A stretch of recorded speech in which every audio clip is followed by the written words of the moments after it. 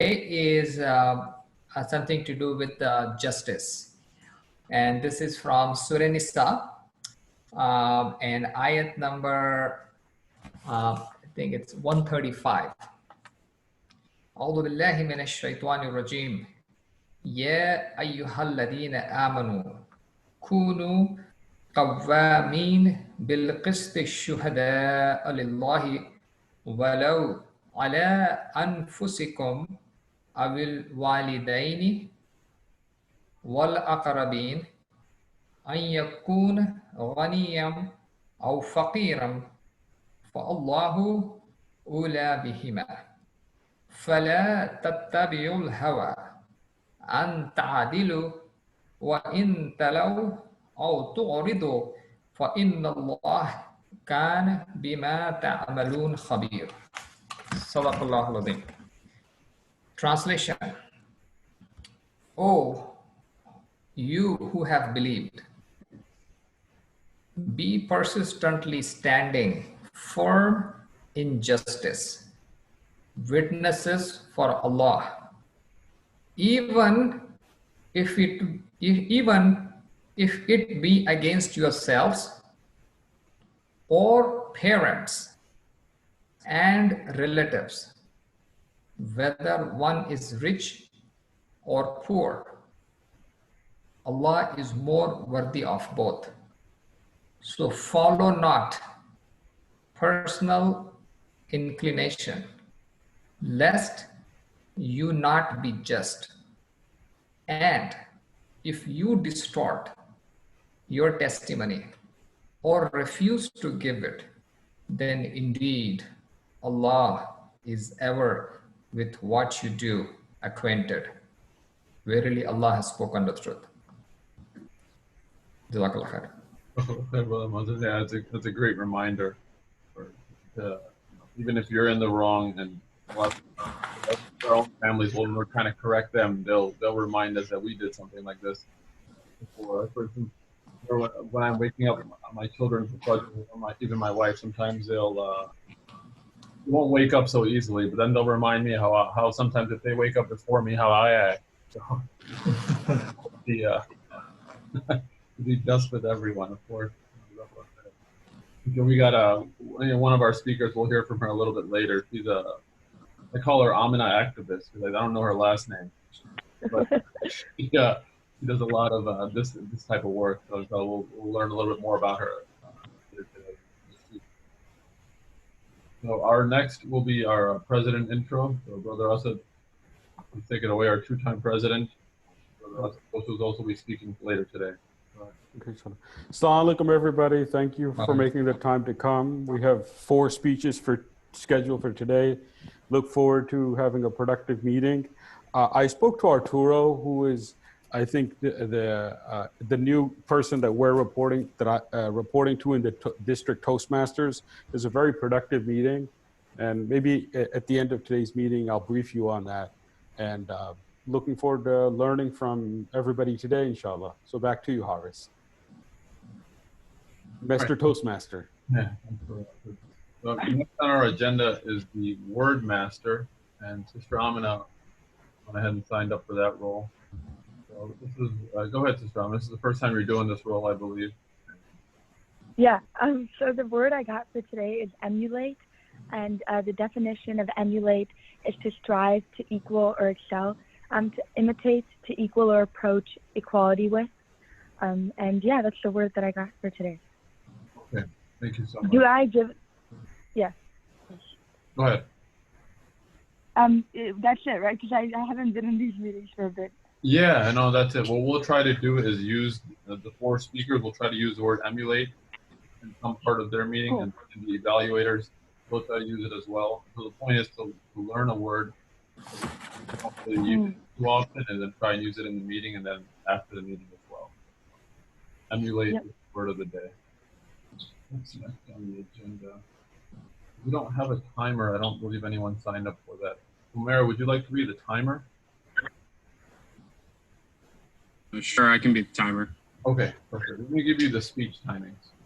You ready? Yes. All right, so the first speaker is Uzair. Oh no, that's you, right? You're the first speaker, right? Yes. Okay, so I see Uzair's in here twice. All right, so I'll time your speech. Your speech is 5 to 7 minutes, right? Yes. Okay, so what I'll do is I'll put in the chat box when you're at 5, and then when you're at 6, and then when you're at 7. For the second speaker, her speech is 4 to 6 minutes. So when she hits 4 minutes, just put it in the chat box. She's at 4, and then 5, and the same thing at 6.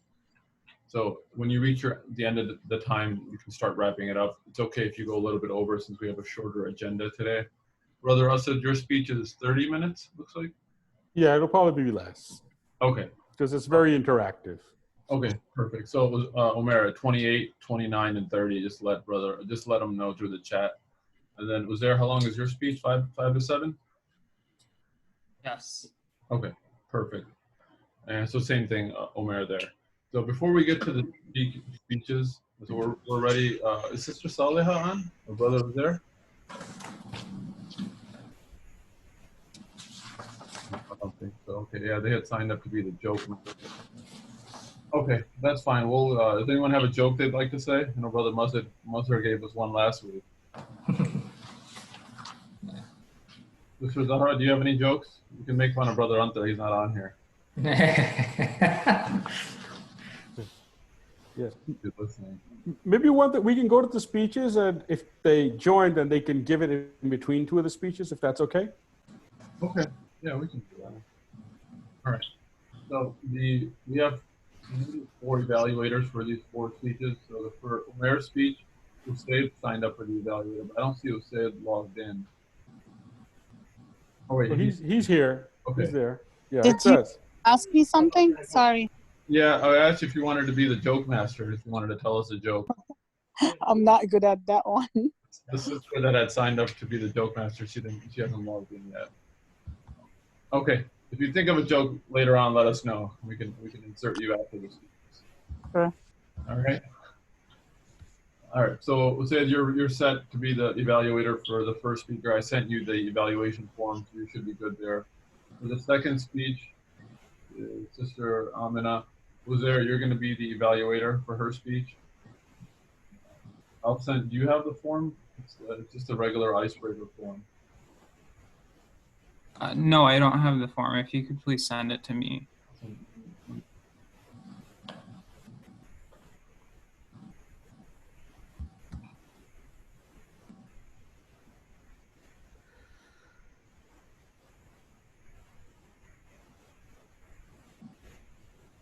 All right, I sent it to the mini email address.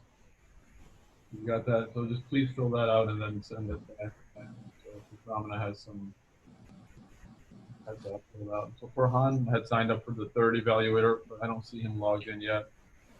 So what we'll do is, would anyone like to be the evaluator for Brother Asad's speech? So Brother Musser, you're the evaluator for the fourth speech, which is Uzair's. Right. I sent you that form right before the meeting, so you should have it in your email. I have it. All right, perfect. So I'll go ahead and evaluate Brother Asad's speech.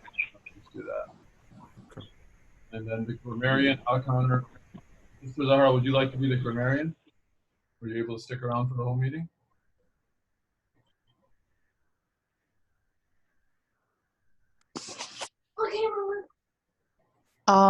Remind me of the rules if you can send me direct. I'll send you the checklist form right now. But really, you're counting the ums and ahs for people, and Sure. you know quite a bit. Those kind of things that are there. They keep saying, yeah, just you're counting different filler words. Okay.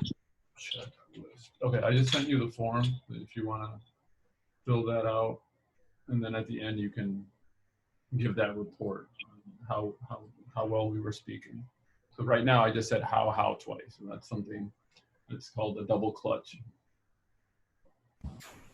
Things like that. If you capture that for us. Yeah, I've done it before, but I don't have all the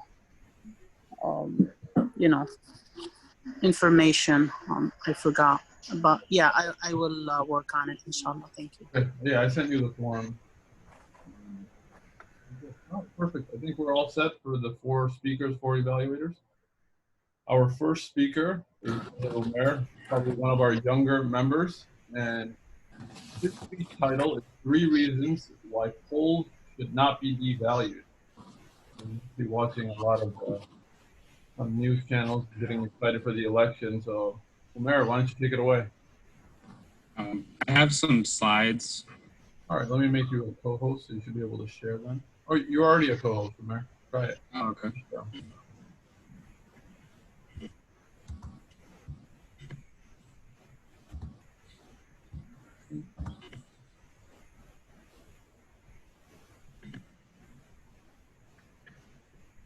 All right. Assalamu alaikum, everybody. I hope that you're all doing well today. And here's my speech on 3 reasons why polls should not be devalued. So the first thing I wanted to start with was the 2016 election. And in that election, a third-party candidate named Jill Stein ran. She received a total of 1.2 million votes, which may not seem like that big of a deal, but due to our electoral college system, it did have a big deal. Trump won 3 swing states by a combined 107K votes, and those 3 states were Wisconsin, Michigan, and Pennsylvania. The first state out of the 3 that I like to focus on is Michigan, and Michigan has a total of 16 electoral votes, which is more than most states combined, which is more than most states in the United States. But Trump only wins Michigan by 11K votes. Jill Stein receives 50K votes in Michigan. The second state I'd like to focus on is Wisconsin, which has 10 electoral votes. Trump only wins by 27K votes. Stein gets 31K votes in Wisconsin. And the last state out of the 3 is Pennsylvania, which is worth the most with 20 electoral votes. Trump wins by 68K votes, and Stein only gets 49K votes in Pennsylvania, making it the only state out of the 3 in which Trump won by more than Stein received. And at the end of the day, the 107K people that helped decide those 46 electoral votes is only 0.09% of the voter population. Some other facts. Both Pennsylvania and Michigan haven't gone Republican since 1988. Wisconsin hadn't gone Republican since 1984. So this means that even in elections where the Republicans won like 2000 and 2004 with people like Bush, all those states were blue. And Florida was also blue in 2008 and 2012 when Barack Obama won. The second reason why polls should not be devalued is voter apathy. Voter apathy. Can everybody mute who's not speaking?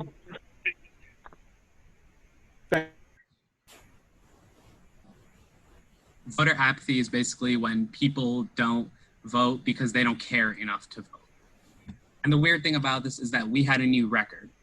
In 2016, 200.6 million registered voters, which is the most that we've ever had in America. But only 138 million people vote, meaning that we only had a 58.1% voting population. Now, the reason why so few people voted in that election is because a lot of the new voters were young Democrats who favored Bernie Sanders. And as soon as Bernie Sanders did not get the nomination, a lot of people chose to not vote. The voting population in 2008 was 61.6%, and in 2012, it was 58.6%. So ever since 2008, we have been seeing a decline in this number. Now, the 0.5% from 2012 to 2016 may not seem like a big deal to you, but considering that 0.09% of the voting population decided 2016, I'd say that that means a lot. The voting population also doesn't necessarily mean that more people voted in the election. For example, in 2016, more people may have voted than people who voted in 2008. But 2008 had a higher voting population, which means that more registered people voted. If you're gonna register and not vote, then you might as well just not register. The last reason why Donald Trump won is FBI involvement. 11 days before the election, FBI Director James Comey had reopened the investigation on the Clinton campaign. This very clearly violates FBI protocol about putting out sensitive information this close to an election. Another thing, you're not supposed to put out an investigation publicly unless you have found evidence first. James Comey and the FBI did not have evidence to do so. James Comey claimed that he was under pressure, which is why he did this. But former FBI agents like Mike German explained that you're not supposed to do that. And if that ever happens, you should just follow your procedures and make sure that you're following every single rule possible. You cannot bend the rules, even when you're the FBI. Now, FBI agents also do have the obligation to make sure that they don't do stuff like this to help try and twist people's votes and the election, which is why a 0.09% decided this election. Because 11 days before the election, people saw that Hillary Clinton was under investigation, and it made people think, do we really want that to be our president? Now, Donald Trump tries to claim that he didn't have an advantage, and he says that James Comey had it in for him for the Russia thing. But the funny thing is that Comey did not say a single thing about Trump's Russia investigation prior to the election, but he did go out publicly about the Clinton campaign's investigation without evidence, violating protocol. Those are 3 reasons why polls should not be devalued, and it is important to vote this November.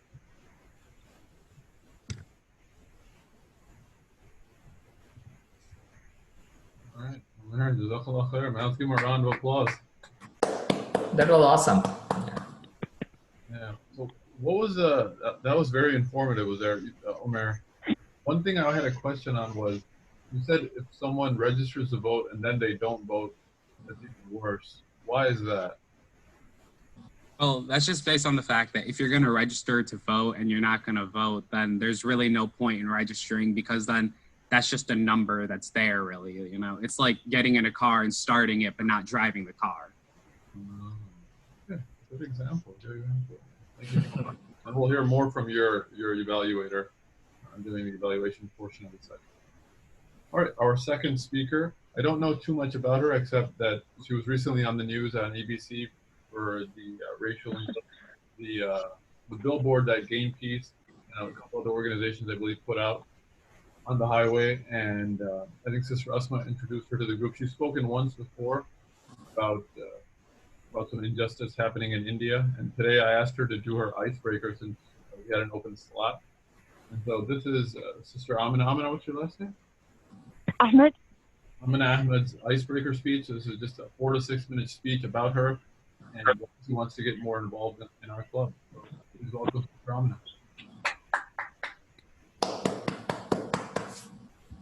Assalamu alaikum, everyone. My name is Amina Ahmed.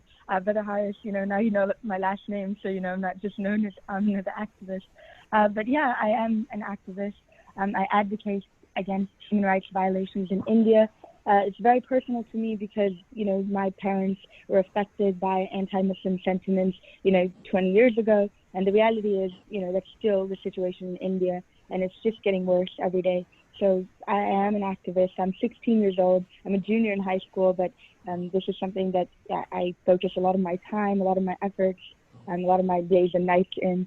One of the things that I'm actually focused on right now in terms of just activism is I was reached out, by the Hindus for Human Rights organization, and there's this anti-CAA resolution going on here in Chicago, and they wanted, a Hindu organization wanted, me, a Muslim, to represent them. So I think it just shows you how the reality on the ground is that, Hindu versus Muslim isn't a big issue, right? Because I'm a Muslim representing a Hindu organization in one of the major cities that the anti-CAA resolution is going up. So that just gives some more insight on that. I'm also a host of a talk show, which is super cool. It just started a month ago. We marked 1 month of, producing and hosting shows. For the past 2 weeks, we've been talking about humanitarian crises that are facing our world. We spoke on Yemen.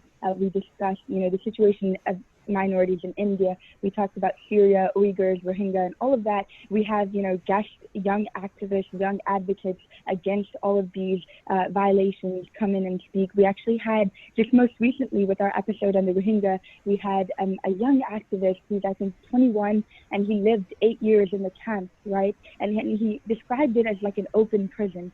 So that's the reality at the ground right now. And that talk show is on Galaxy 19 Satellite, Muslim Network TV. We're there on Amazon Fire TV, Roku, and soon on Apple TV as well. So inshallah, we need Muslim Network TVs here in the US, and I'm just hoping that it takes off, sooner or later.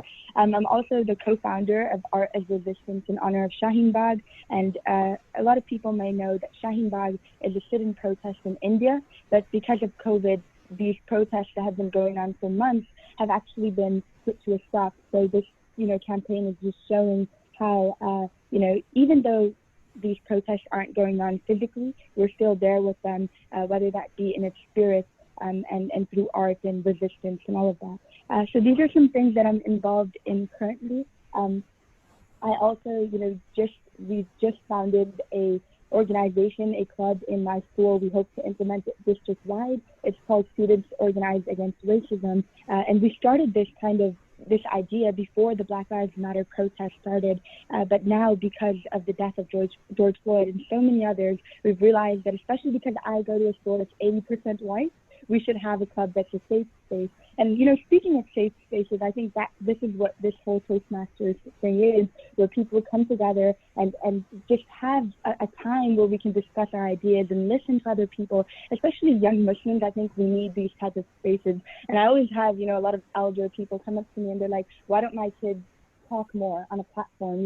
Why aren't they advocating? And that's because they've never provided these types of spaces for their kids. So alhamdulillah, Toastmasters ICW is doing exactly that. And I'm so glad and I'm so proud to be a part of something like this. So Jazakallah for having me. This is kind of weird because I never, spend more than, I never get, I never have a platform where I speak just about myself. So this is a little bit, odd. But yeah, that's just a bit about me. And Jazakallah khair for all of you for listening. Thanks so much, Sister Amina. We appreciate you taking the time. And then this is something for the younger people in our community, as well as anyone really that wants to improve their communication and leadership skills. I think all of us that have children that are close to your age, we would want them to emulate someone like yourself, who's taking the time. I did not use emulate. Huh? That was my bad.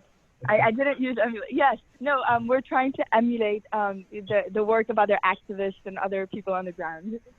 Yeah. Now, alhamdulillah, we try, we have Sheikh Ibrahim, who's part of our group as well, and a couple other of the shuyukh that join from time to time from within the Chicagoland community. So they always remind us to, emulate the Prophet ﷺ, and then different things that we can do have in this life and in the life hereafter. And speaking of of the man of the hour,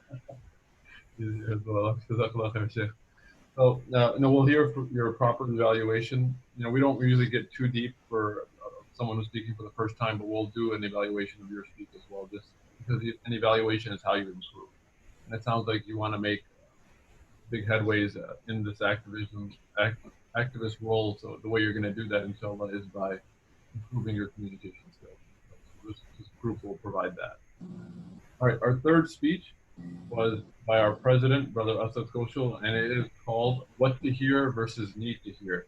And it was inspired in part by the khutbah that we had yesterday at the masjid. And so Brother Asad, go ahead and take it away. Okay, inshallah. Assalamu alaikum, everybody. I hope everyone is in good health. And inshallah, we will dive in. So,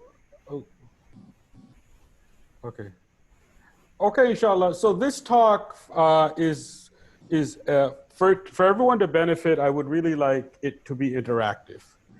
So first question, when a high school coach or any coach asks the players, do you want to win or you want everyone to play? Why is the coach asking that question, and what is the purpose of this question? When a coach who's coaching a team, usually this happens at the high school level or the middle school level. A coach is forced to ask this question to the players. Do you want to win or do you want everyone to play? Why is this question asked? Any ideas? Just shout out. Looks like the player or the players are not letting someone or some people to play with them, to share. Okay, you're saying maybe to share. Okay, what else? Why else would a high school coach ask this question to the players? I believe It's the quality of. Yeah, Sister Zahra? Sister Zahra, go ahead. Yeah, he's looking for qualities in order to win. But if we can pick anybody to play, we are putting a risk not to win the game. So more of focusing on quality. Okay, very good. Someone else was also speaking. Who else would like Yes, to? I was. I believe the reason for the coach to ask this question probably is to clarify that the players have the clear objective of this activity. So activity itself is not as important as the objective of the activity is. So in coach's mind, He wants to make sure that the soldiers, the players, they know why are they doing it. What's the purpose behind this activity? So I believe this is what he wants them to know. Excellent. So the goal is more important than just to exert your time and energy. Excellent. Very good, Brother Kadir. I think that was Brother Kadir. Anybody else? Anyone else want to chime in? Because I go back to this question at the very end. I was kind of thinking along the lines of what Brother Kadir was saying. So he was asking basically what is more important? Just winning is more important, or every player's participation and involvement in the game is more important? Excellent. So what's more important, winning or participation, right? Yeah. Okay, excellent. Now, next slide. How is a question I just asked different than the imam or the priest telling us what we want to hear or what we need to hear? It's I'm drawing a connection between a high school coach, because see, some high school coaches, they're forced into a position by the parents or the administration. They want everyone to play, and their focus is not winning. And others say, no, coach, your job is to put the best team you can on the field to give us the best chance to win, right? So I think Sister Zara said that basically in one way, Brother Kadir said it in another way, Brother Mazhar said it in another way, and the first person to speak was who? I forgot. I didn't write that. They said basically the same thing, the qualities you need to win. So when an imam or a priest or any religious figure, how is that different than them telling us what we want to hear versus what we need to hear? Any ideas? Now, you don't have to get it right, but just think, brainstorm. Because the whole purpose of this exercise is that by the end of it, you understand material, or at least see material from a different perspective than when we started the meeting, right? You don't have to agree, but you at least are seeing the material or the question from a different perspective. Any ideas? Yes, Brother Mazhar. So I think imam is going to tell what people need to hear rather than what they want to hear, because the purpose there is to give them a message of Allah subhanahu wa ta'ala, what they need to be successful in this world and in hereafter. Whereas when you're playing a game, it is basically boosting your morale by saying that it is important rather that you participate in the game and not worry about winning the game. So focus on participation. Okay, very good. Anybody else would like to chime in? There's no wrong answer. Okay. Yes, I can say something here. Sure, Sheikh Ibrahim. The main purpose of the khutbah should be in the mind of the imam, the khatib, and in the mind of the musalliin. The musalliin, if they want to hear what they want, and the khatib wants to please them and to bring whatever they know or whatever they like, then we will not be able to change anything. Actually, the point here of the khutbah is to change, is to have some impact in their daily life.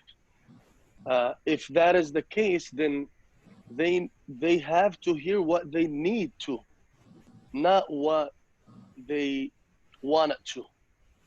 So I believe that is a big responsibility on any imam, any khatib, to be aware of the situation of the people, to deliver something going to benefit them, going to change and impact in their lives, not just let's get rid of this khutbah and let's do whatever it needed and that's it. Okay, excellent. Very good. Excellent, Sheikh Ibrahim. And thank you so much for joining us, because your input is really, really valuable. Okay, so I think you have a youngster there, Horace, next to you. Can that person read this hadith for us? Go ahead, we're mixing. Okay, she's too shy. Yeah. Okay, I don't have Yusuf and Hakeem to pick on today. So, Usaid, are you there? Okay. All right, he's on mute. Yes, I'm here. Usaid, read this hadith. Okay, the Prophet ﷺ said, amongst the men of Bani Israel, there was a man who had murdered 99 persons. Then he set out asking whether his repentance could be accepted or not. He came upon a monk and asked him if his repentance could be accepted. The monk replied in the negative, and so the man killed him. He kept on asking till a man advised to go to such and such village, so he left for it. But death overtook him on the way. While dying, he turned his chest towards that village where he had hoped his repentance would be accepted. And so the angels of mercy and the angels of punishment quarreled amongst themselves regarding him. Allah ordered the village towards which he was going to come closer to him, and he ordered the village whence he had come to go far away, and then he ordered the angels to measure the distances between his body and the two villages. So he was found to be one span closer to the village he was going to. So he was forgiven. He was He forgiven. man who. Okay, he was forgiven. Okay, so everyone on this call, including the youngsters, have heard this hadith and heard it many times. There are 54 khutbahs in a year. I would say this khutbah has probably been mentioned anywhere from 12, 15 to 18 times a year, right? Just from the khutbah. So we've all heard this hadith and we all are very familiar with it. Now, so who are the characters in this hadith? The characters. Like if you were doing content analysis on the hadith, who are the characters in the hadith? The angels. Okay, very good. Who else? The angels. Excellent. Go ahead, shout out. You can talk over each other. The man. The man. Who Excellent. killed the man, yeah. Okay, who else? The righteous man, the scholar, two characters. Scholar, excellent. Okay, who else? Allah subhanahu wa ta'ala.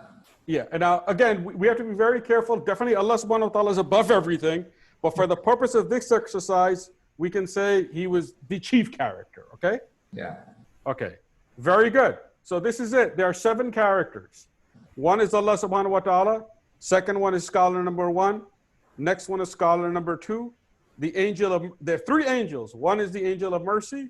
One is the angel of punishment. One is the, I'm sorry, I spelled this wrong, angel who comes down in the form of a person in another narration and is the arbiter between the angel of mercy and the angel of punishment, and then the man himself, right?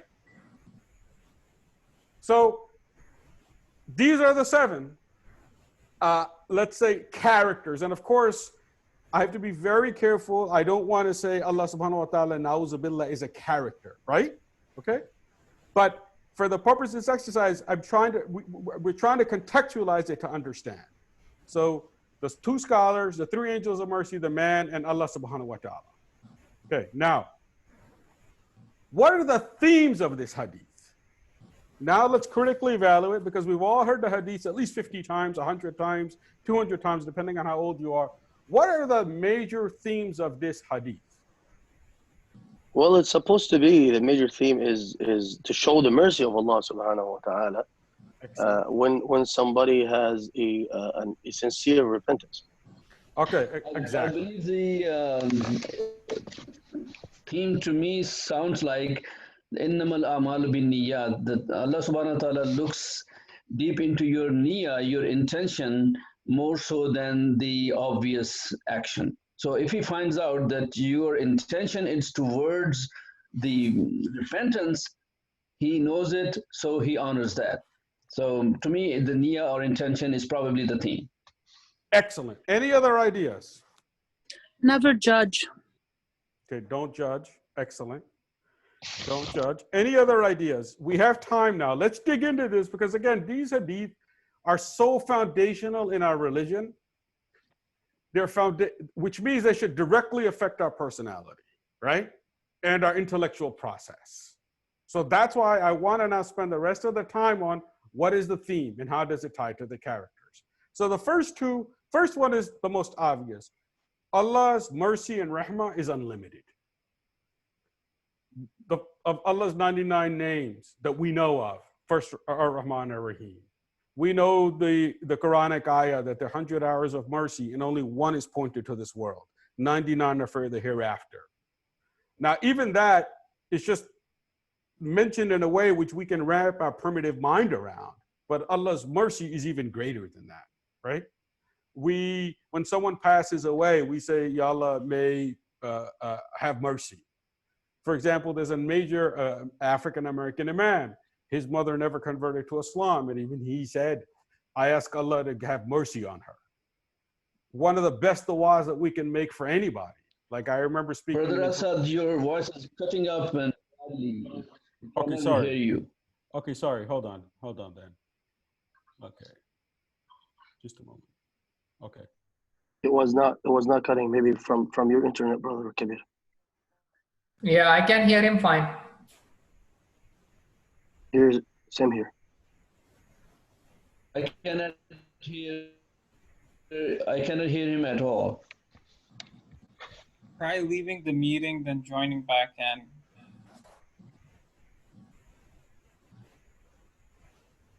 Hello? Is this any better? Yes, it is better now. Okay. All right. So sorry. So the point being made here is that Allah's Rahman, His mercy, overrides almost everything, right? The first of the 99 names of Allah, Ar-Rahman, Ar-Rahim, right? Of when we talk of all of these things, right? Allah's Rahmah, Allah's mercy, Allah's Rahmah, Allah's mercy. So of course, this is a major theme in the religion, right? And we talk about the 99 arrows.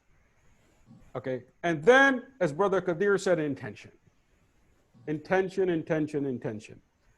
And we also I think everybody on the call also knows the hadith of the person who went to Medina for the purposes of marrying a woman.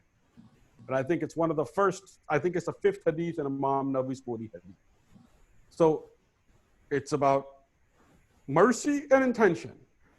But then, and this is where we see the third thing, most people who mention this hadith will also mention knowledge of the scholars. Get your understanding of Islam from people who are legitimate scholars. Because the first scholar he gives them doesn't give him the right advice, right?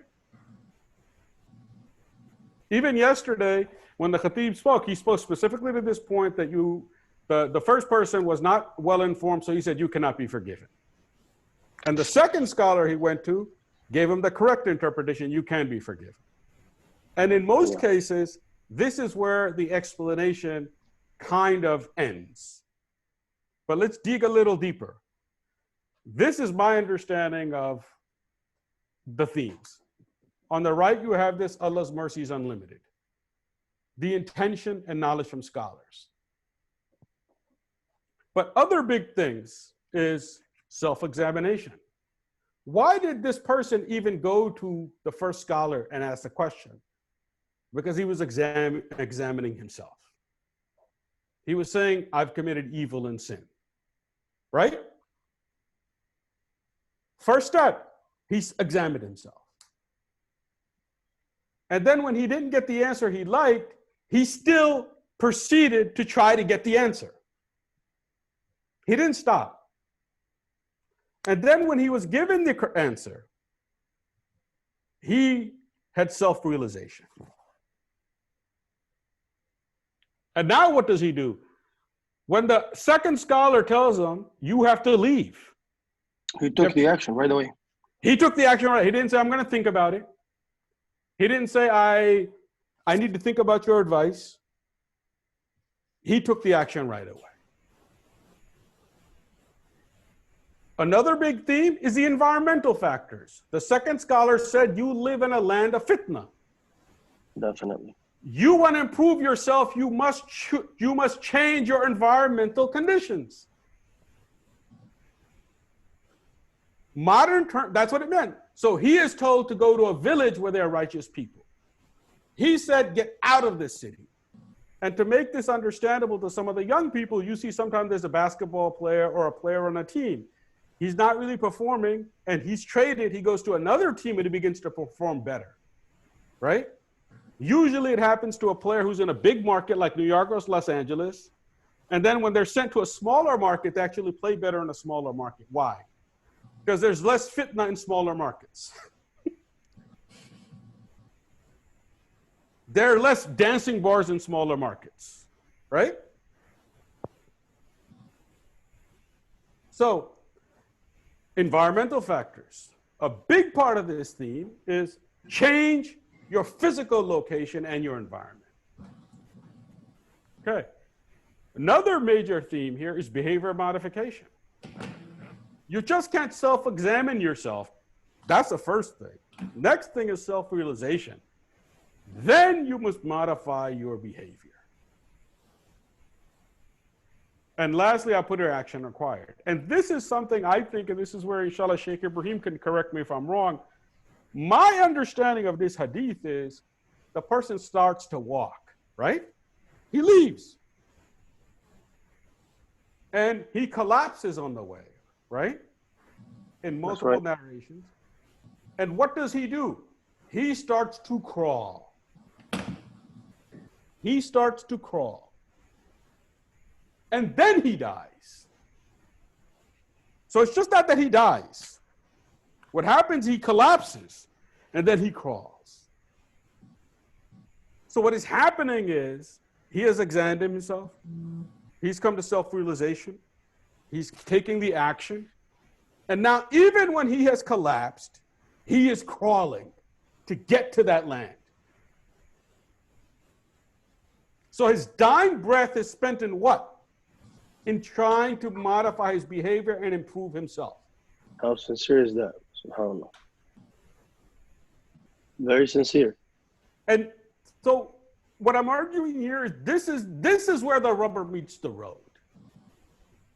Of course, we believe in Allah's rahmah and His mercy. That's the first thing. But say that somebody is addressing this specific hadith and they have 10 minutes.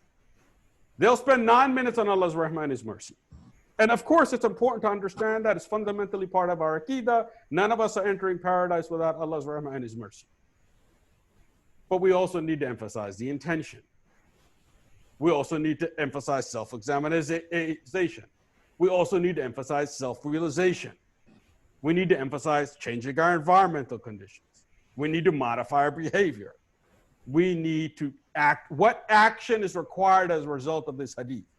Leaving it at Allah's ar-Rahman ar-Rahim and listen to the right scholars is not the message is not enough of a message for my 16-year-old. I want my 16-year-old to know that this hadith demands action from you, even if you have to crawl.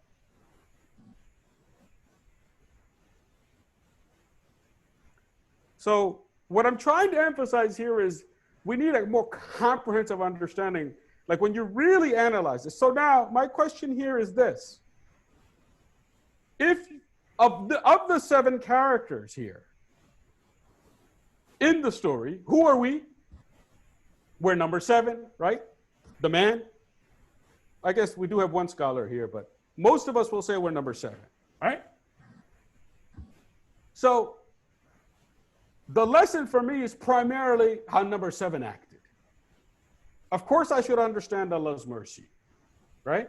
And I should understand the role of the scholar. But for somebody like me, my main motivation is the lessons that I can take home that are actionable are how the man acted. So what I'm emphasizing is this is where this hadith is much more powerful than how generally we understand it. And there are multiple narrations, but they all do say this. What happens? One angel comes, angel of punishment says, this guy has committed so many crimes, he shouldn't be forgiven. The angel of mercy says, no, Allah's ar-Rahman ar-Rahim, we should forgive him. And the judge says, let's measure.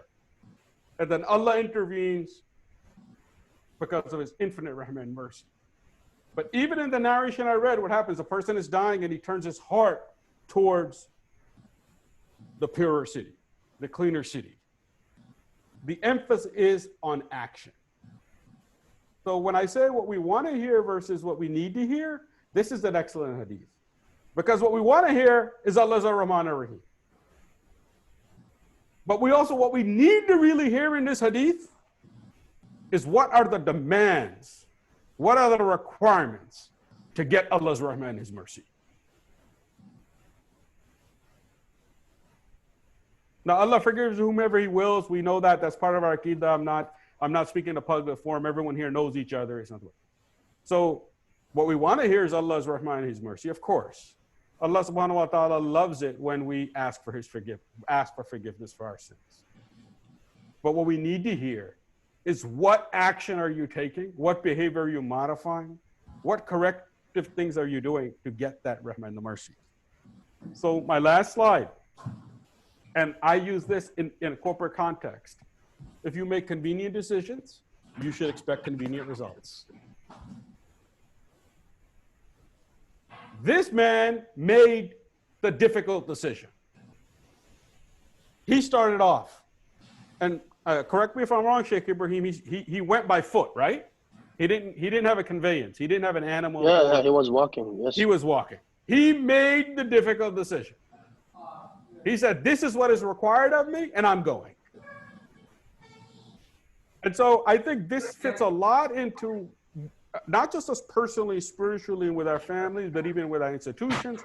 We want to make convenient decisions, but yet we expect excellent results. If you make convenient decisions, you should expect convenient results. If you make the difficult decisions and undertake the difficult action, inshallah, you will get the results. And that doesn't mean why do things the hard way? Why do things the easy way when there's a hard way? That's not what I'm saying in the context. So inshallah, that's it. I think I have a couple of minutes. Does anyone have any comments or questions about what I just mentioned, inshallah? If Haris allows. I just wanted to say, Jazakallah khair. That's a great approach, and that kind of criticism is needed. And if you allow me to say that most. Can you hear me? Yeah, I can hear you. Yes, go ahead, Sheikh Ibrahim. Yes. Yeah, I'm saying that most of the time, I love to hear the feedback from people like Brother Asad for my khutbahs, because that will improve me. And I have to say it this way: the positive criticism is always needed, and that's part of it. So, subhanallah, if all the khutbah, the khatibs, knows exactly how to approach or how to what is the point, if they, that's what I want to say, if they prepare well, as you mentioned, the convenient way or the decision will lead to convenient results. But if we take it hard, a difficult way, then the results will be amazing. That is, yeah, that's what I wanted just to mention. Jazakallah khair. Wa yakum.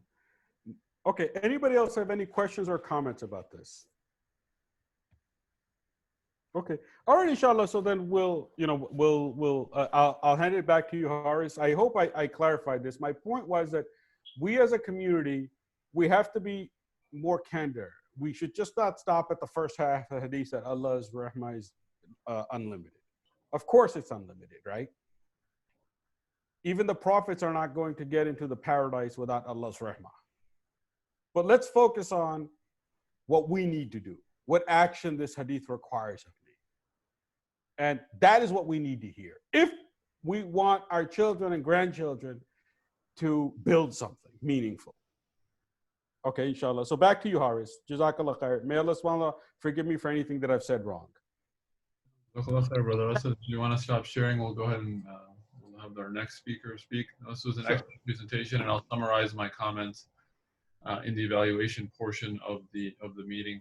But thank you very much. Yeah, it was very motivational, and it's something we can apply in not just the religious aspect of our life, but if we want to become an accountant, if we want to become a good basketball player, we know we have this hadith kind of encompasses the tools that we can use to do that.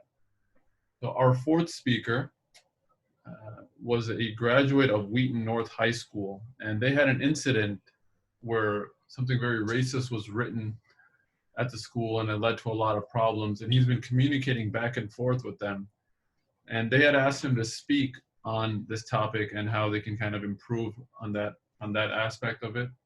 And so his speech is titled "Interacting with Cultures Meaningfully." Please welcome Brother Uzair Goshal. Go ahead, Uzair. Assalamu alaikum, everyone. I have a couple of slides I want to share. So can I just go ahead? Can you guys see my screen? Yes. Yes. Okay. Just a sec.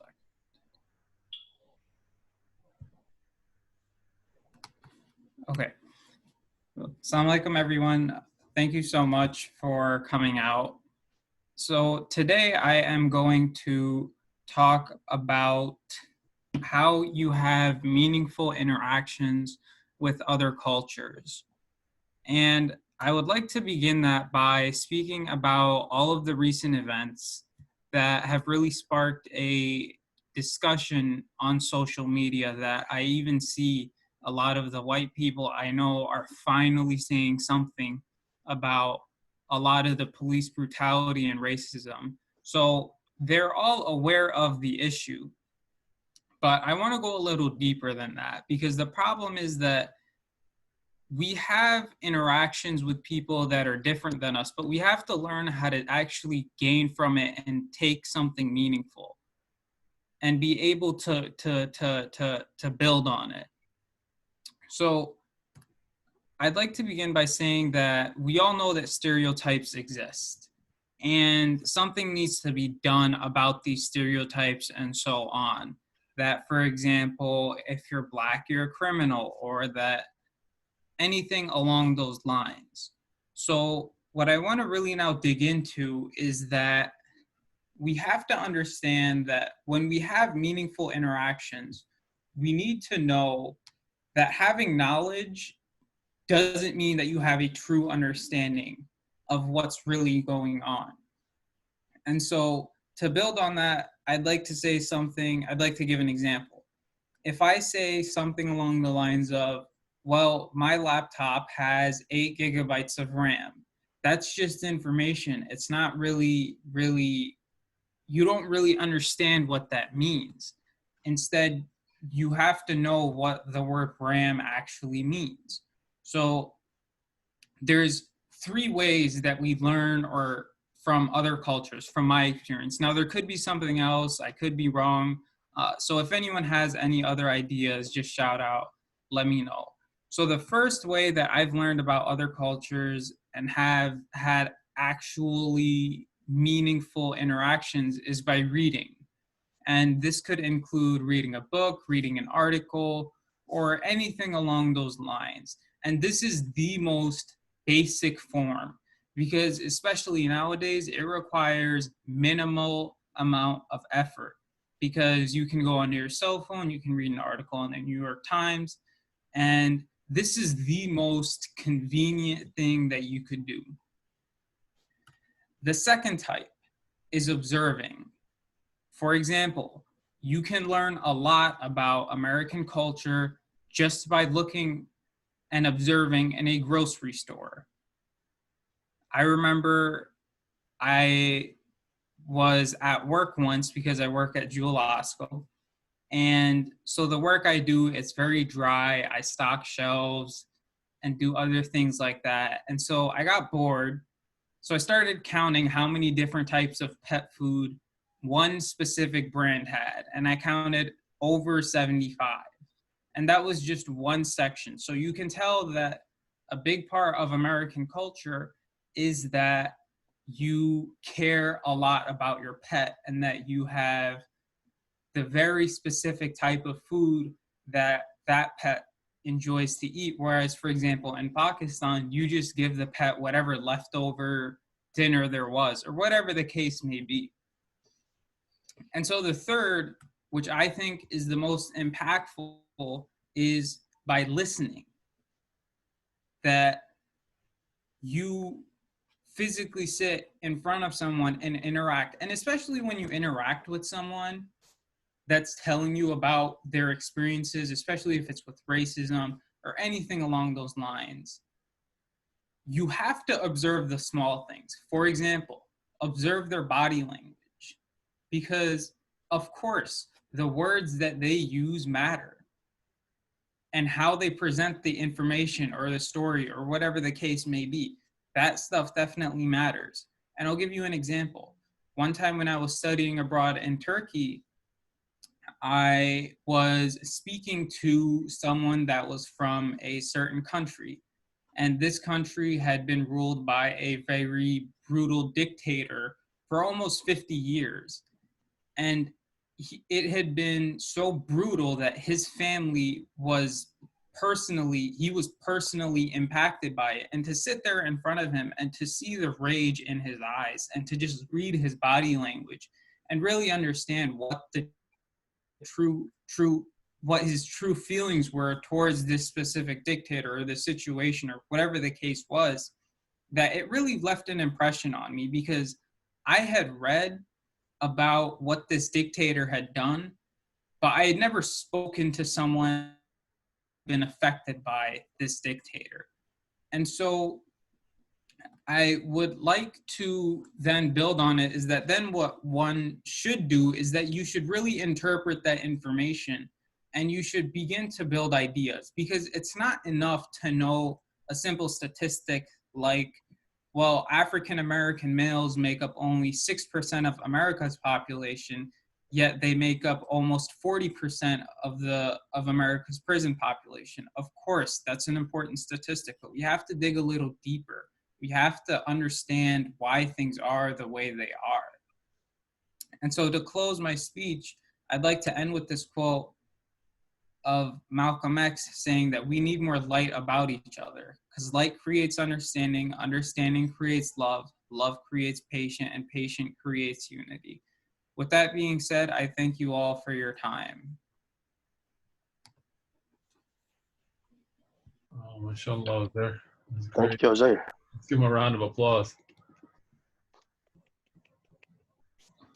No one's gonna applaud. We're all muted.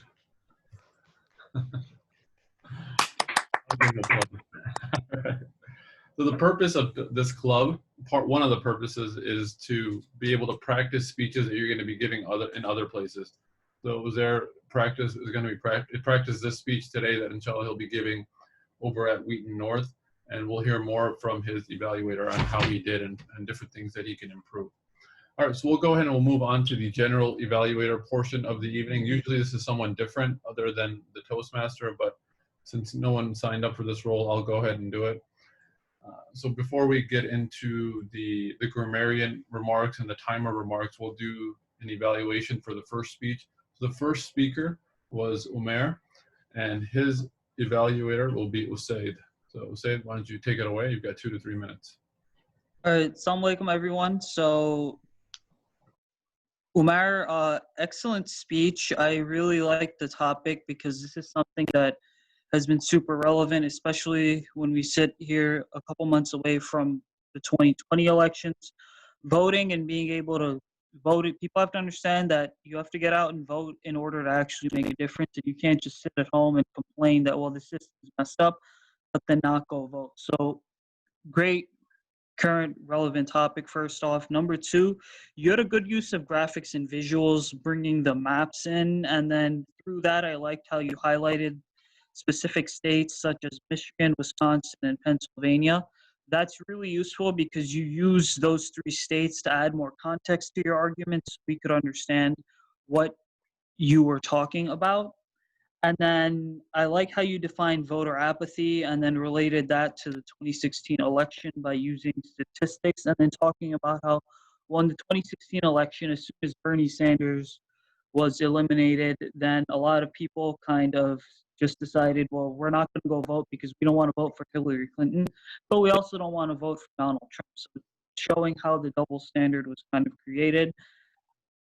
Great conclusion, and then excellent job answering the questions with a great analogy of it's like you get in the car, but then you're starting it and you're not driving anywhere. I thought that one area where you could improve would be make sure you have a source to cite your statistics so people can see, okay, this isn't just some made up number, because those, like I didn't see a source on the slide. So those numbers, you could have gotten them from Wikipedia or some right-wing website, let's say, or just somewhere that are a website that totally makes numbers up. So I think that having a source, for example, like New York Times would, or even the US Census, for example, to talk about voter registration, that would be really helpful so that people can see, okay, this information that is being presented to us, it's coming from a legitimate source.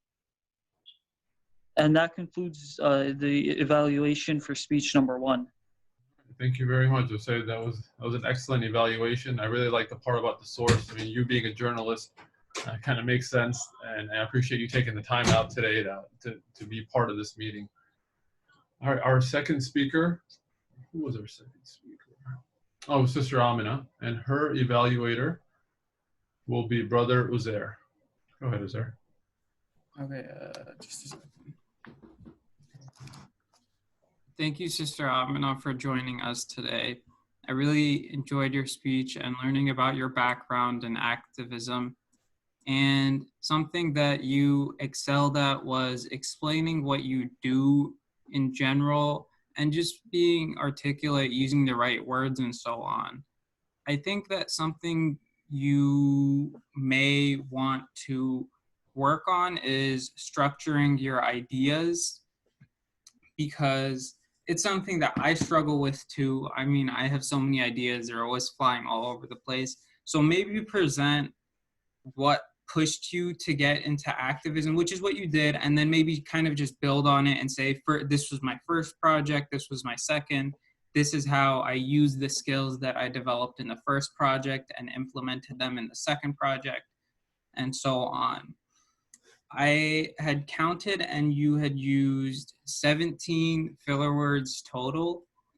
I didn't keep track of which type, but that is something that I also struggle with as well, because I had many double clutches during my speech.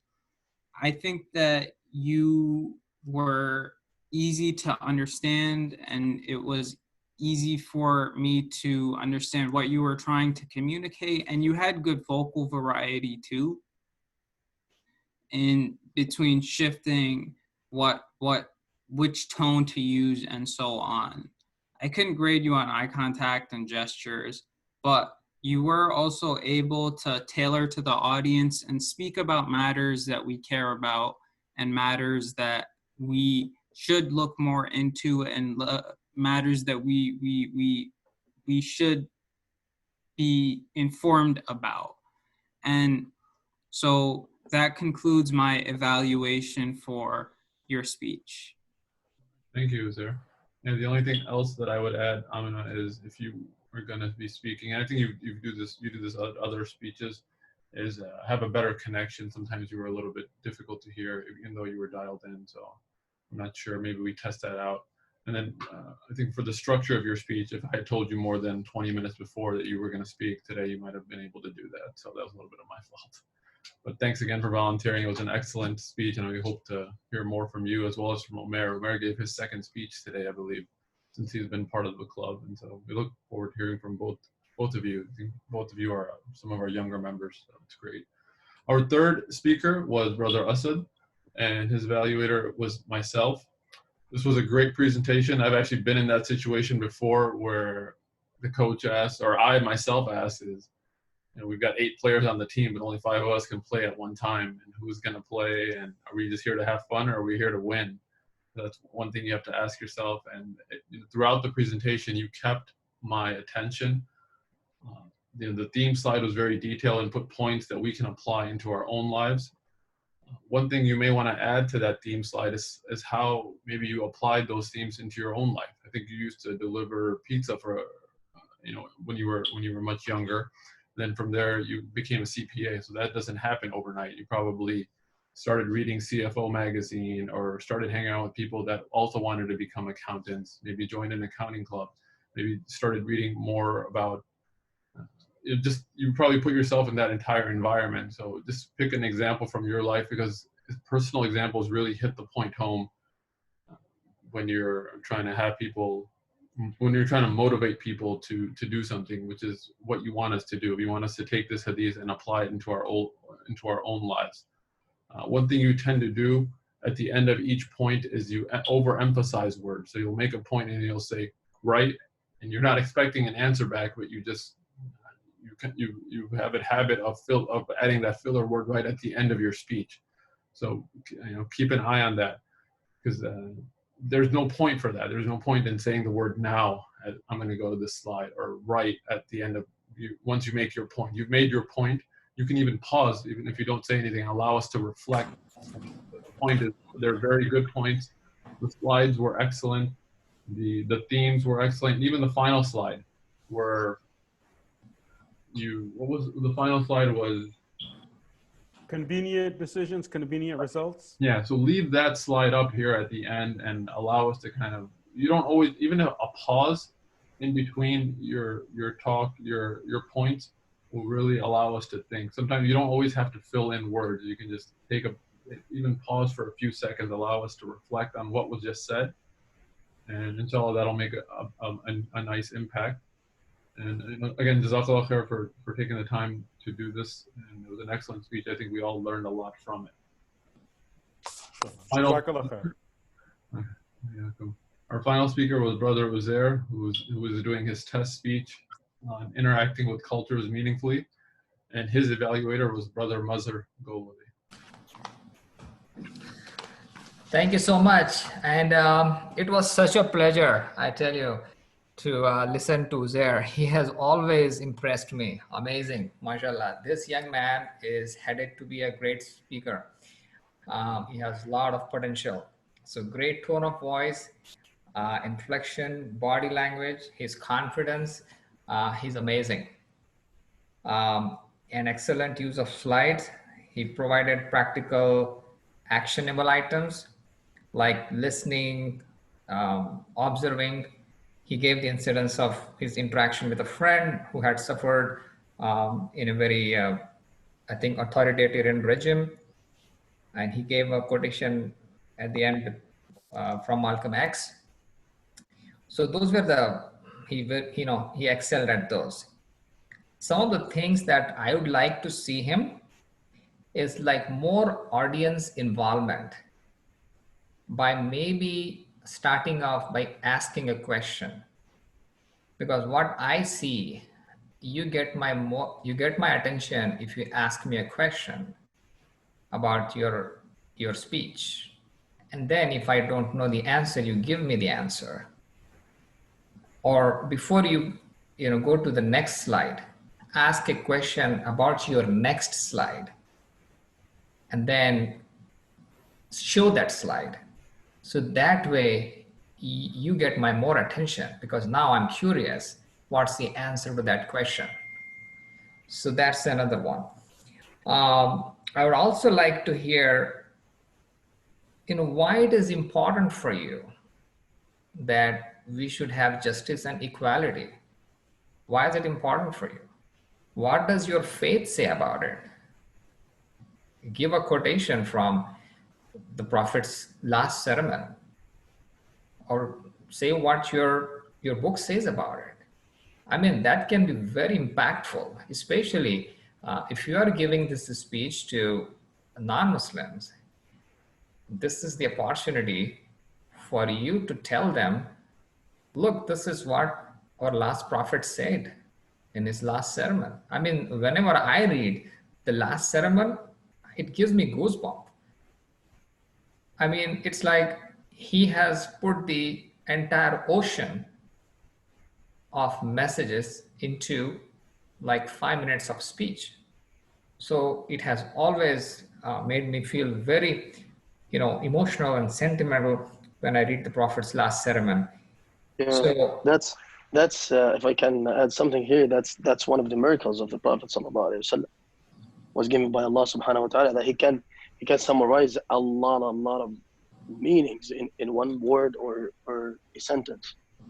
Yeah, so I think it is always very helpful to put those in your speech because I think it can just make your speech a lot more impressive and impactful. But like I said, overall, I mean, Uzair is an amazing young man. He has always impressed me. And that was another amazing speech. So thank you so much for giving me this opportunity to evaluate him. So. What he needs to hear, Mazhar. What he needs to hear, not what he wants to hear. Okay? Well, I thought I gave him that, right? Yeah, but you didn't need to say it 4, 5, 6 times. Well, I enjoy it, so I'm very genuine about it. I enjoy this. You did a good job. Now this is what you need to do to improve. It's good enough. I mean, I don't really mind it, but okay. All right, I'm sorry. Sorry to violate protocol, Haris. No worries. No, this is fine. It's a smaller group, and we're meeting on Zoom, so it's okay. I thought the evaluations were almost as good as the speeches. A great job, Brother Mazhar, and everyone else that did an evaluation. We'll move on to the grammarian counter. Sister Zahra has been voluntold to do that role. So Sister Zahra, go for it. Yes, so we have Brother Omer, the first one. Mashallah, I only notice he have repeated so multiple times. That's it. Amna, okay, we have repeated so and she used the word of the day at the end. Brother Asad, we have a lot of repeat so in most of the sentences, and couple alms. I don't think you used the word of the day, did you? I'm not sure. No, I didn't. I don't think I did. And Ozair, one and repeated so many times as well. For evaluator, Omer, also repeated so.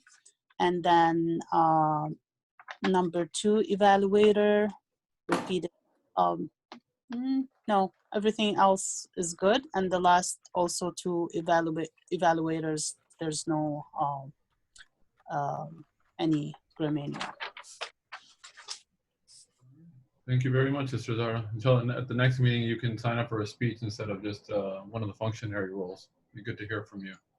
Jazakallah khair for doing this role. For the timing report, Brother Umair? Yes. So, Sister Amina, you were at 3:38. Brother Asad was at 25:07. Brother Uzair, your speech was 6:11. Your evaluation was 1:59. Brother Usaid, 2:15. And then Brother Harris, 2:23. And Brother Mazhar, 3:29.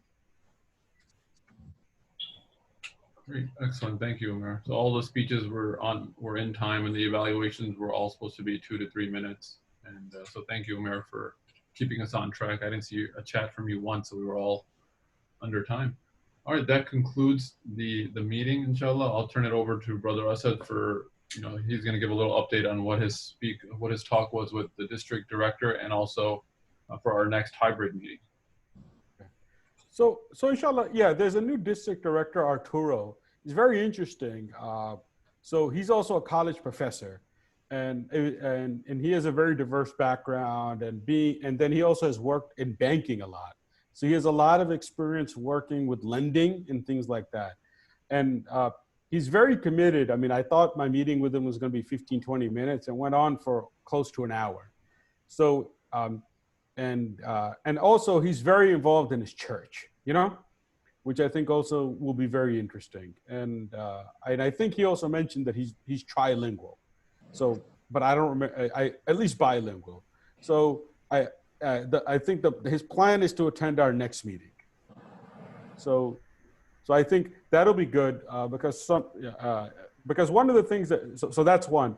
The other thing is, one of the things that we're considering, and I mentioned it to Harz, is we're thinking of maybe doing a joint Toastmasters meeting with the Islamic Center of Naperville, because they also have a club. I think I attended their meeting last week, and I was encouraged. And I just think that maybe once every 5 or 6 meetings, it might be a good idea for us to just do a joint meeting. It would still be within the 2-hour time frame, but say 2 speakers from our club, 2 speakers from their club, something like that. I think it'll give us a little different flavoring, and I think we do need to brainstorm about perhaps if we want to consider trying to meet in one of the classrooms in person, as long as we practice social distancing. So if you have some thoughts on that, please do put it in the chat group, because there is a benefit of being able to meet in person, Yeah, so the next meeting, sorry, Brother Mazhar, the next meeting, we'll do it at ICW. It'll be August 8th. We'll have a little Eid party as well, an Eid breakfast. And for those of you that can join us, we'll do it there. And then if you want to just join us on Zoom, we'll have that option available as well. Go ahead, Brother Mazhar. Okay. Which date is that? August 8th, inshallah, because August 1st is going to be the Eid weekend, so we wanted to not do it that weekend. We'll do it the weekend after. Yeah, that's nice. Okay. All right, great. Yeah, so just, I think Brother Kadir is here. Is Brother Kadir in the WhatsApp group also? The Toastmasters WhatsApp group? Have we added him? We have. Just so he gets all the announcements? And Brother Kadir actually used to be Yes, part of ICW Toastmasters, I think. yeah, I've been added. I saw the messages. Okay, great. Okay. All right. No, it's great that you join us because we really do benefit from your presence, inshallah. Okay, so back to you, Horace. I think we can adjourn.